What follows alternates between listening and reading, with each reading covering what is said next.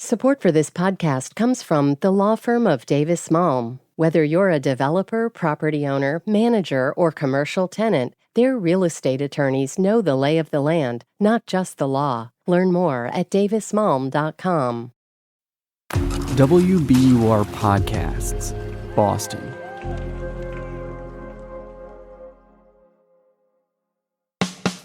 I'm Daryl C. Murphy, and you're listening to The Common.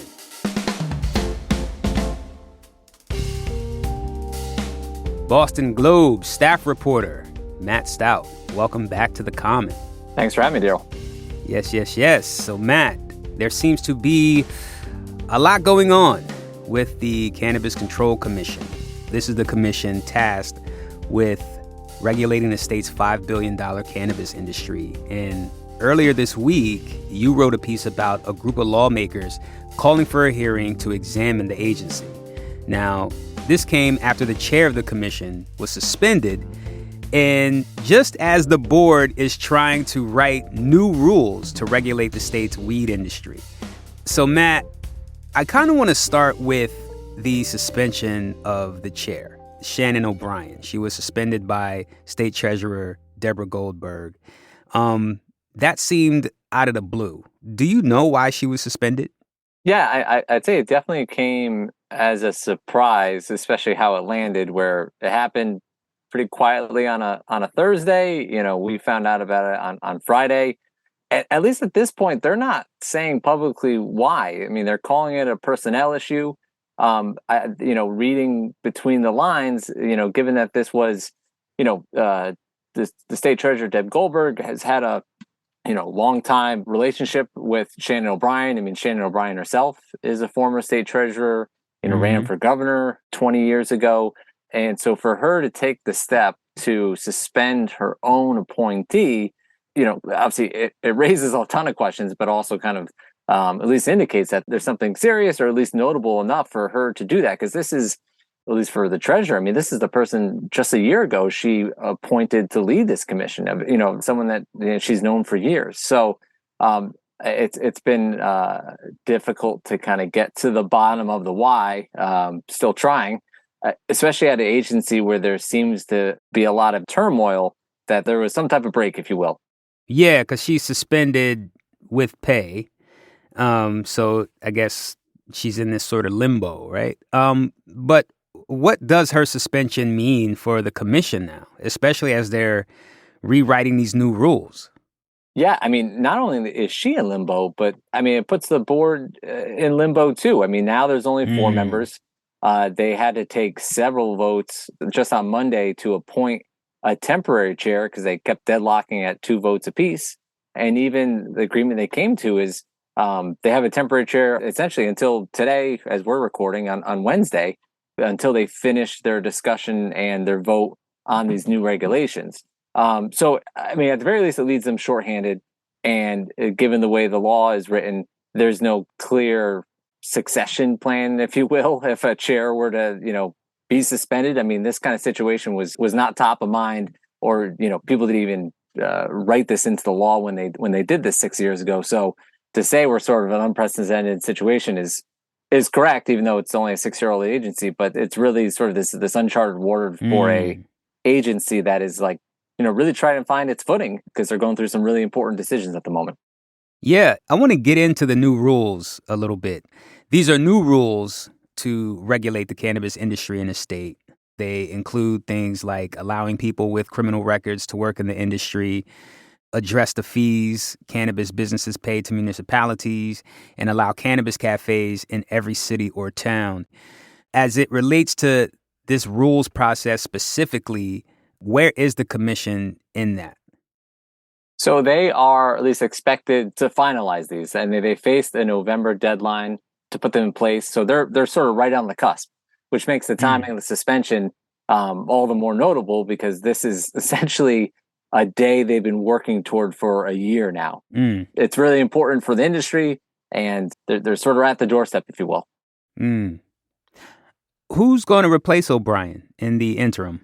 That is a good question. So after today, there is no clear sense of who will serve as chair. And to be clear, I mean, the chair, when you have a full 5-member board, is essentially one vote, just like the other four are one vote on this commission. What the chair gets to do is sort of setting the agenda from meeting to meeting and sort of having that ability to craft like what is going to be on the commission's plate. So who has that role is unclear. I mean, I guess in the coming weeks, months, we'll see what steps the treasurer takes. I mean, there's so many questions wrapped into this. It's sort of like get past these new regulations and, a shorthanded commission. That's a really tough place to be when you're supposed to be the ones providing oversight for an industry. And now lawmakers say, well, we need oversight for this board that's supposed to be overseeing this one.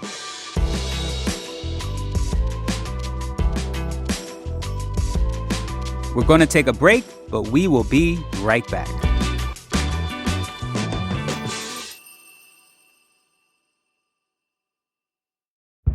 Did you kill Marlene Johnson?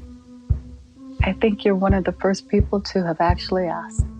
From WBUR and ZSP Media, this is Beyond All Repair, a new podcast about an unsolved murder that will leave you questioning everything. Somebody should be in jail for murdering my sister. A woman who's never been believed. As long as they think I have done this, then they're not looking for who actually did this. And that's what makes it a cold case. No, it's a botched case. And a search for the truth, once and for all. Wow, it just gets more interesting. Beyond All Repair. Listen and follow wherever you get your podcasts. Be careful. You're digging in a place that's been very peaceful for a while. Do it anyway. Dig.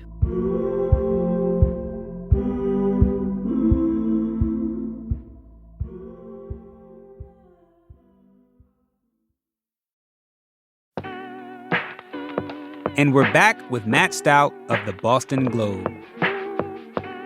Well, let's get into it, right? Now that we've kind of set the table for some of the ongoings at the Cannabis Control Commission, let's get into that letter from lawmakers.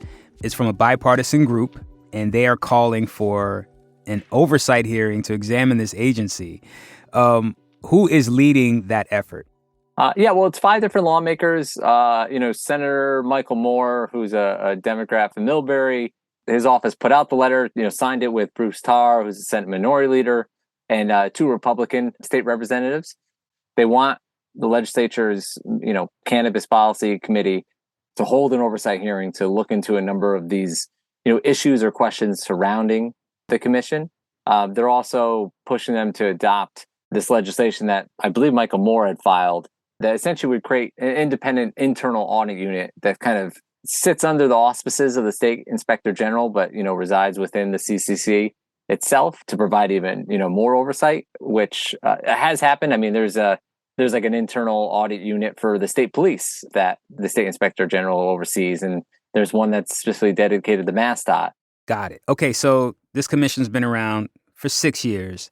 Just overall, how effective has this commission been in regulating the multi-billion-dollar cannabis industry? This industry is worth $5 billion, it says in your story.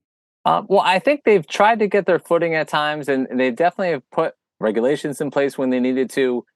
They have faced criticism even from the letter that was sent by the lawmakers criticizing their approach to investigations. The lawmakers said they have been, quote, overly aggressive, unproductive, untimely regulations, and sort of saying they've acted more like criminal investigators instead of regulators. And I think that they have faced criticism before of, one of the goals of both the law and the commission itself was to try to give entrepreneurs of color, women entrepreneurs like a foothold in this industry.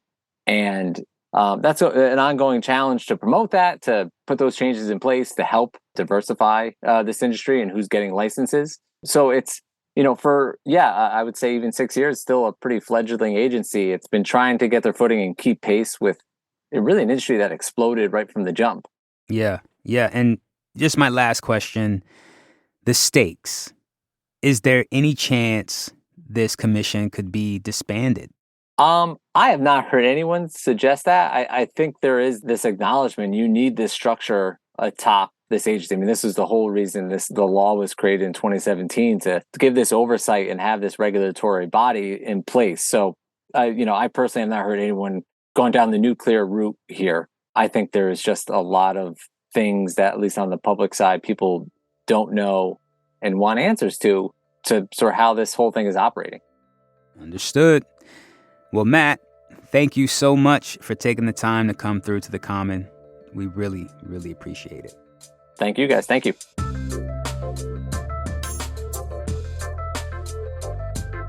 That's Boston Globe staff reporter Matt Stout. And that's our show for today. Thank you so much for listening to The Common. If you like what you're hearing, please go to wherever you listen to podcasts, especially Apple or Spotify. Rate and review us. It would help us a lot. We really appreciate it. And thank you to everybody who already has. Also, if you want to get in touch with us, hit us up on Instagram at WBUR-TheCommon or send us an email at thecommon@wbur.org. I'm Daryl C. Murphy, and I will talk to you tomorrow.